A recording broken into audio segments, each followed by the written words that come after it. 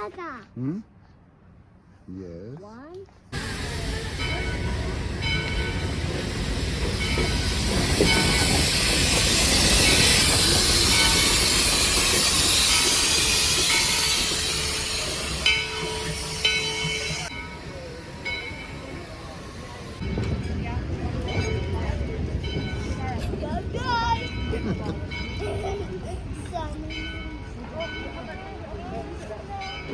I need to make one last question here. Are there anybody with mobility issues I do not already know about? Anybody here? I need to know that. Well, that makes that easy. All right, give me just a second here. One coming. We need to go over the dreaded safety briefing. Eric, wave at us.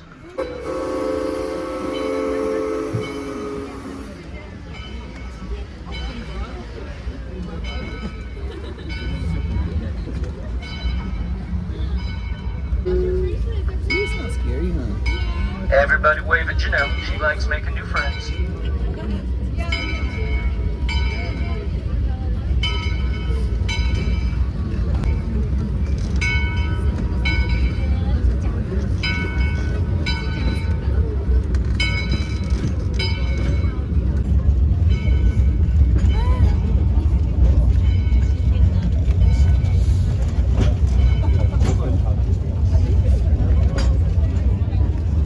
Well, again, welcome aboard, everybody. There is a lot of on the left side.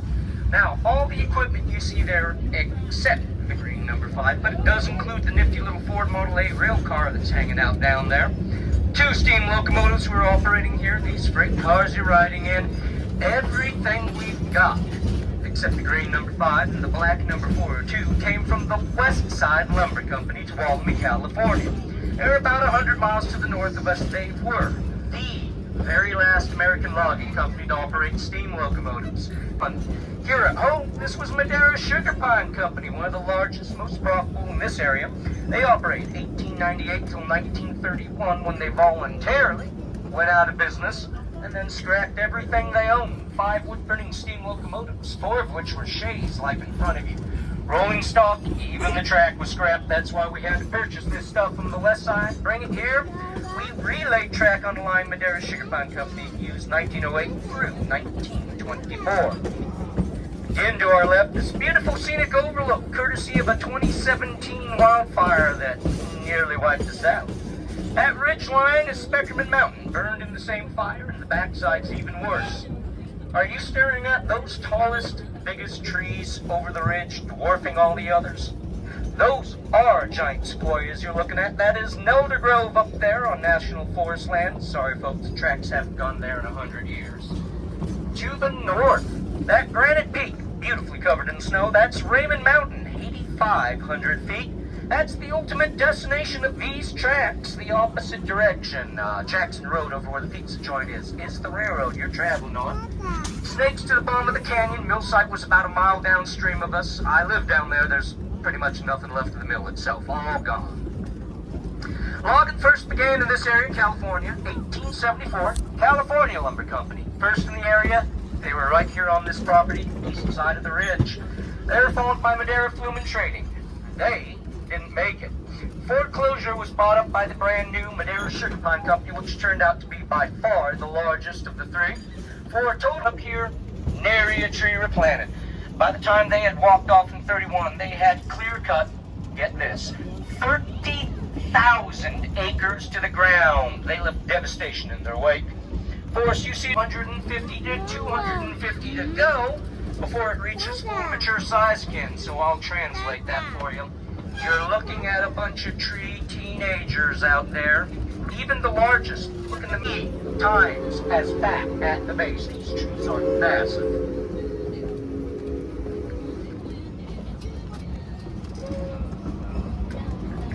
Now this is called Horseshoe Curve. In 1908, the company hired an all-Chinese labor for 3 postcards. It's an historic black and white photograph. It's got a choo-choo train going through a curve. As you stare at that particular postcard, look up.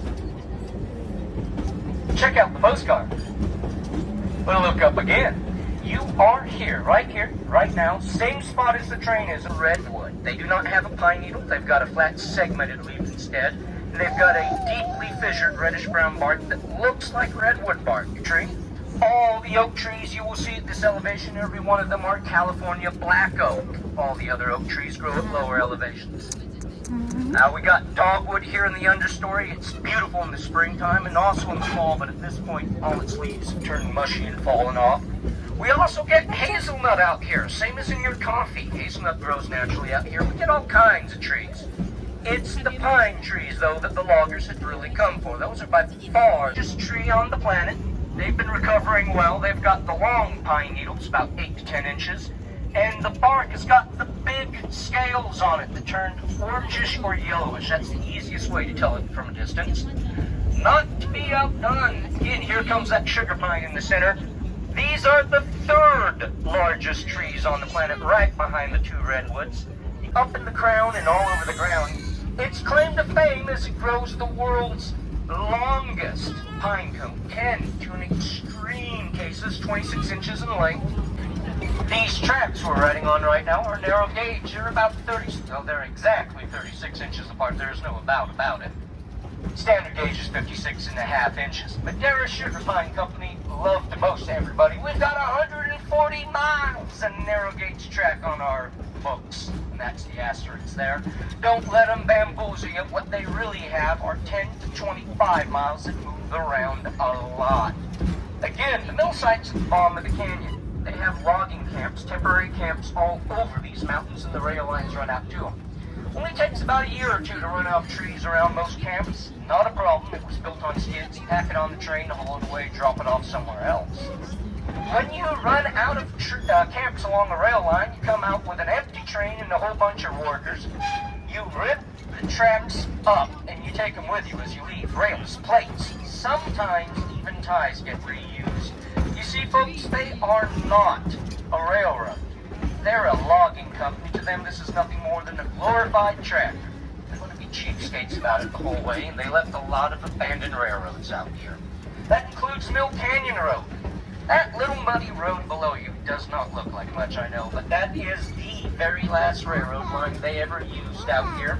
1928 through 1931, it hauled its very last load of logs off of Chowchilla Mountain, which is west of Wawona. When that rail line opened up, the one you're currently on had already been ripped up 4 years prior. That's how they did it out here. You've already noticed this railroad is steep and windy. That is the name of the game in logging. And that's where that Shea design steam locomotive in front of you enters our story. Our company had 4 wood-burning Shays on their roster, and every one of them scrapped. We've got 2 from Westside that burn fuel oil, not wood. Other than that, it's the exact same genius design. On the side opposite of you, the one you can't currently see, there are 3 massive pistons underneath the engineer's window. That's a very bizarre place for a piston. That's why the boiler's scooped over. That connects to a crankshaft. Crankshaft is a line shaft, the entire locomotive. All 3 trucks underneath that thing swivel so it can get around these tight curves without derailing. And all 6 axles are powered by ring and pinion gears. 12-wheel drive, again, this is a tractor on rails. Now, remain seated, but I think you'll enjoy what they're doing over there right now. I'll tell you about it in a second.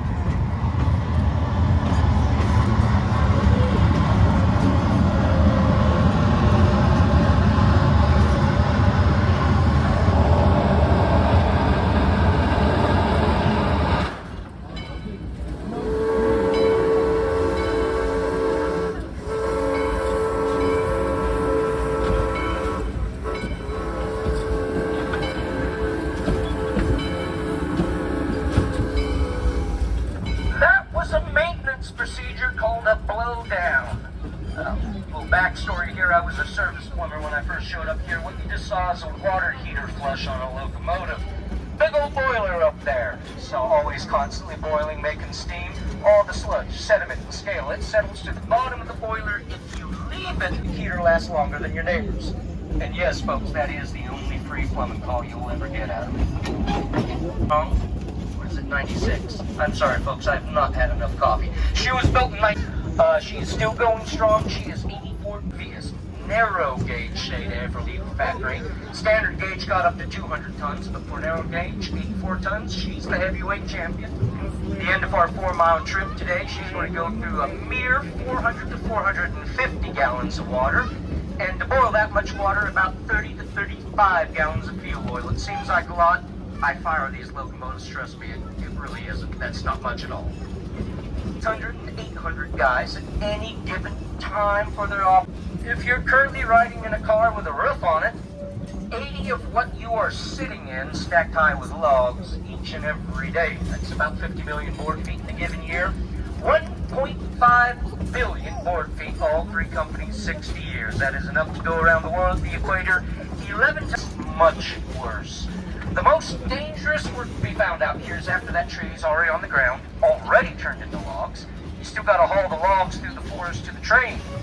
To this purpose, go in front of our museum, you're going to see outdoors a contrivance. There's a vertical boiler out there built on a sled, tiny little steam engine, big old drum full of steel cable. That, my friends, is a steam donkey. They had several dozens of them out here hauling the logs, about 3 or 4 at a time, that use small trees stripped of bark and greased up with pig fat as shoe blades. That cable is under about 6,000 pounds of tension, mind you. They try to stay close to the job site, but not to 2 miles away from the job site. There's up. You get in the way of that cable, under 6,000 pounds of tension, in the blink of an eye, an arm, a leg, your life. And it did happen out here. Men were killed outright. Mill site wasn't much better either. No machine guards on anything. 10 hours a day, 6 days a week. It got gnarly up here, folks. Conversely, if you want to get home in one piece, sign up for the railroad or especially the log flume. Both of them had fantastic safety records. In any case, they'd get these flat cars loaded up about once a day. The locomotive crew shows up with empties, puts them aside, picks up the loadeds, does an air test like you just saw us do when we loaded the train, and then they zip down this line about 3 times as fast as we are currently going. It's a little bit sketchy, and they are very impatient men. They kick the logs off at the pond with a big old splash. From there, logs go into the mill, get stripped of bark, and they're given a rough cut into boards out here in this middle of nowhere location. To get them out of the middle of nowhere, they had to get creative. Rewind to the early days. California Lumber Company did everything by ox cart. They logged in the woods by ox cart. They shipped in 3-day shipments. Cheap furniture, fence boards, water from the flume was sold to farmers. At this point, folks, we're at the bottom, but not the end. We get to go up a 9.4% grade. You heard that right. It's also an S-curve.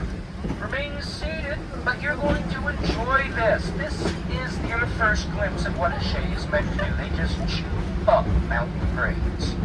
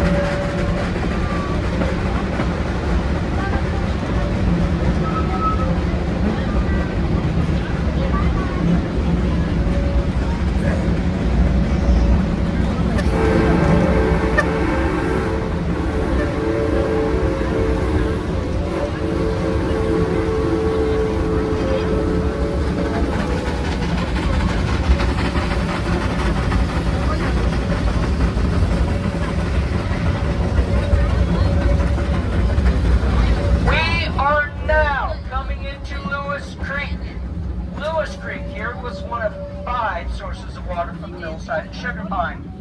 In just a moment here, we're going to be taking a little stretch break, 10 or 15 minutes.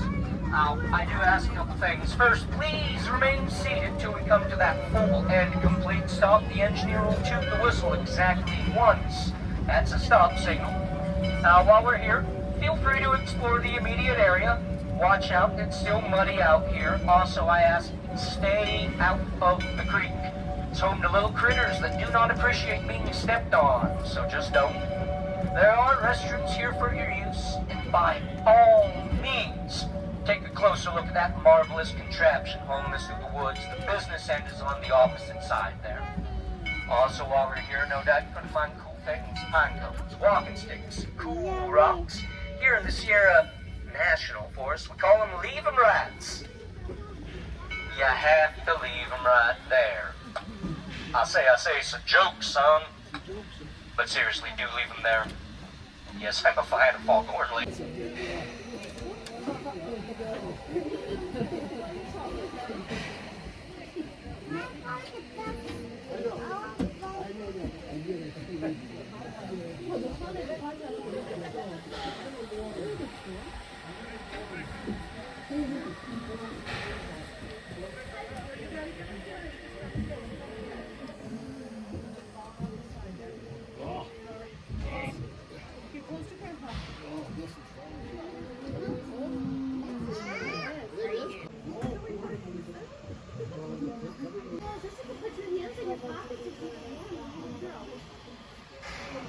Out of that exact same switch you saw and make our way back to the station. It's taking you through the forest that has surely come to harvest.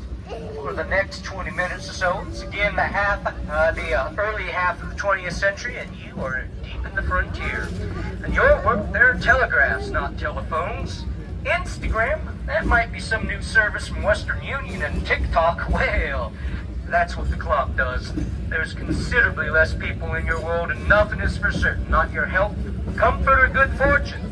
There is, however, in the developed east of the country, the industrialists are so proud of it. Help you haul your harvest logs, perhaps make your fortunes out here in the west. Feel that Sierra Nevada sun and shadow upon you as you get bounced around on this ungainly thing. Smell that sweet timber, the creosote of the ties, and the burning of fuel oil. Listen for the triplet cadence of the engine itself, those three massive pistons, and all the steam-powered accessories. Whoosh of the water injector, chuff of the air compressor.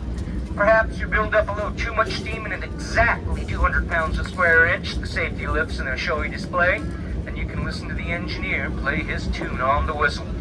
Ladies and gentlemen, this is what you came for. This experience was once so common to California mountains, only for a time. Gone now, but at the Yosemite Mountainsugarpinerailroad, the old ways still live and breathe. We're making our way through something called a spring switch. It makes a mighty racket underneath your feet. I guarantee you we're still on top of the rails. We'll make our way back to the station. I'm going to leave you with all these thoughts, and I do hope you indulge yourself in those places of mind and imagination. Have fun, folks, and I'll see you at the station.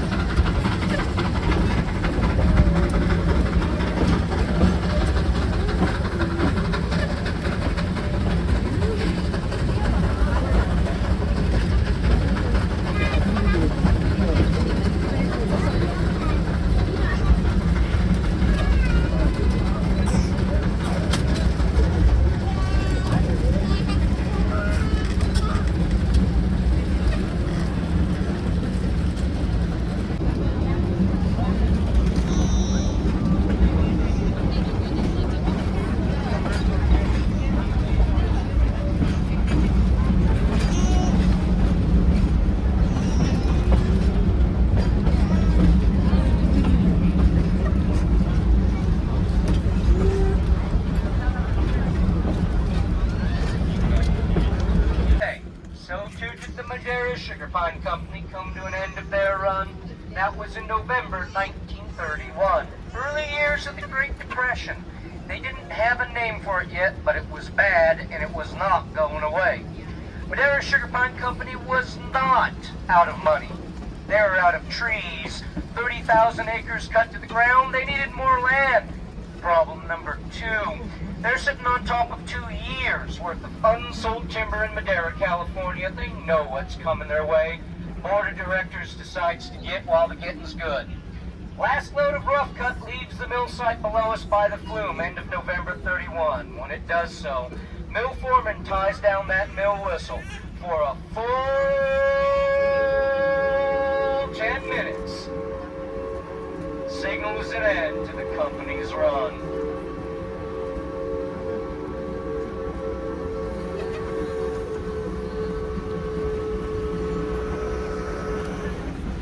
Now you can only imagine how loud the whistle must have been that day, how much louder than what you just heard when you remember there's scarcely a tree standing in 30,000 acres. Sugar Pine Railroad, I'd like to thank you all for joining us on this lovely little morning out here.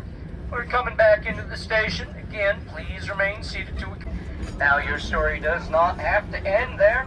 There's a lot more history to discover inside the Thornberry Museum. Try your lucky prospecting down at Gold Rush City. It's a crash course in panning. Browse for a groovy memento of your time here or enough candy to choke a horse. And we got a little food service window, that little bay window outdoors. Hot and cold fare, both. All of it simple fare. We've got some lunch specials today. We also got all your drinks, hot, cold, alcoholic, wine, beer. It's all there. We gave you review forms when you checked in. Please fill those out honestly, how we're doing, or can improve. We're all ears. Get it back to us, and you can give us a shout out. Google, Yelp, TripAdvisor, whichever drives your train. Again, my name's Sean. I've been your conductor here today. Thank you for joining me, folks.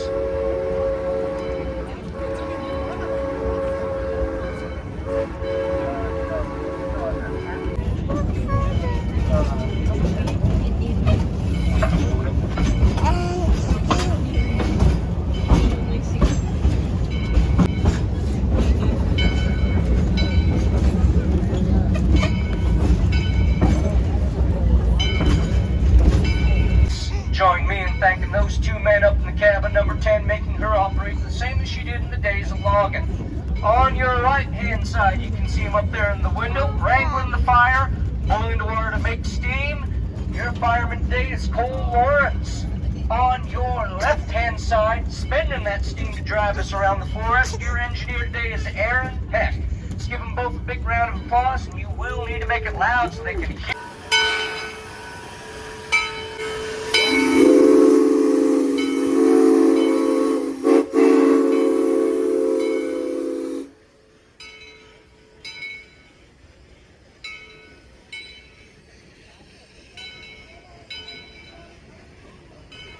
What's that, Jen?